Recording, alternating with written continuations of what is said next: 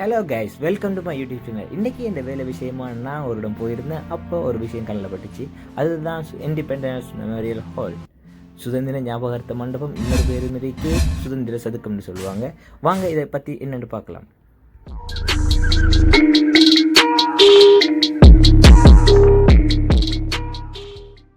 Okay, இப்போ நம்ம வீடியோக்குள்ள வந்துட்டோம். இப்போ நம்ம நிற்கிற இடம் வந்துட்டு டொரிங்டன் பிளேஸ்ன்னு சொல்லுவாங்க.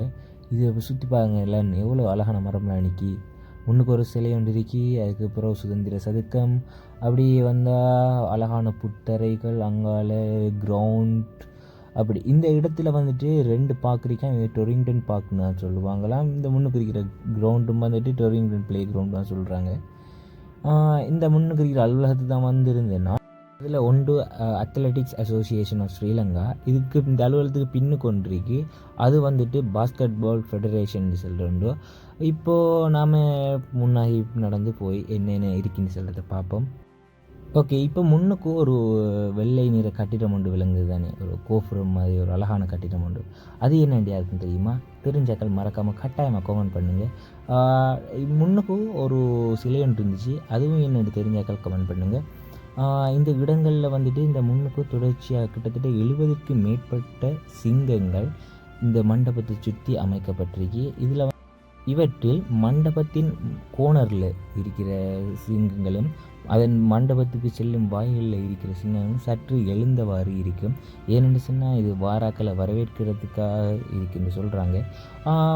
அதுவும் இல்லாமல் இந்த சிங்கங்கள் வந்துட்டு இந்த கட்பாறைகளில் செதுக்கப்பட்டு வடிவமைப்பட்டிருக்கு. இந்த சிற்பங்கள் வந்துட்டு நுணுக்கமாகவும் அதில் கழுத்துக்களை கூட அவ்வளவு அழகாக செதுக்கியிருக்காங்க.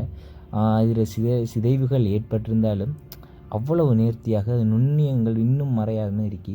இதில் இந்த மண்டபத்தில் கல்வெட்டு ஒன்று இருக்கு. இது என்னத்தை சொல்லுதுன்னு சொன்னால், இது என்னத்துக்காண்டி இந்த மண்டபம் கட்டப்பட்டதுன்னு சொல்லுது. 1948 February 4 சுதந்திர தினத்தை முன்னின்று கட்டப்பட்ட கட்டிடம் தான் இந்த சுதந்திர சதுக்கம், சுதந்திர மண்டபம். அந்த இருக்கிற முன்னுக்கு இருக்கிறது வந்துட்டு சுதந்திர ஞாபகார்த்த மியூசியம் தான் அது. இந்த இருக்கிற வாயில்களில் இருக்கிற சிற்பங்களை பாருங்களேன், எவ்வளோ அழகாக நுணுக்கமாக இருக்குன்னு சொல்லி. இப்போ இந்த கட்டிடத்தை முதலாவது திறந்தவர் யாருன்னு சொன்னால் DS சேனநாயக்கா. அவர் தான் இலங்கையின் முதலாவது பிரதமர். அவர் தான் இந்த கட்டிடத்துக்கு முன்னுக்கு சிலையாக நிற்கிறாரு. இதோ பார்த்தோம்டா ஒரு போர்டு இருக்கு, இந்த இடங்களில் சாப்பிடக்கூடாது, இது பொது சொத்துன்னு சொன்ன மாதிரி இருக்கு. ஆமாம், இந்த இடத்துல நம்ம கட்டாயமாக பாதுகாக்கணும். இதுதான் நம் நாட்டுக்குரிய ஒரு அடையாளம். ஸோ இங்கே உள்ளுக்கு பாருங்கள், உள்ளுக்கு எக்கச்சக்கமான தூண்கள் இருக்கின்றது. தூண்களில் சில இடங்களில் சிதைவு அடைஞ்சு அது செஞ்ச போலையும் பாருங்களேன், இன்னும் அழகான சிற்பங்கள், சிற்பக்கலைகள் நிறைஞ்சிருக்கின்றது. ஒவ்வொன்றும் ஒவ்வொரு தனித்துவமானதாம். ஒவ்வொரு தூண்கள்லையும் இருக்கிற செதுக்கல்களும் ஓவியங்களும் ஒவ்வொன்றும் வேறுபட்டதாக அமையுமாம்.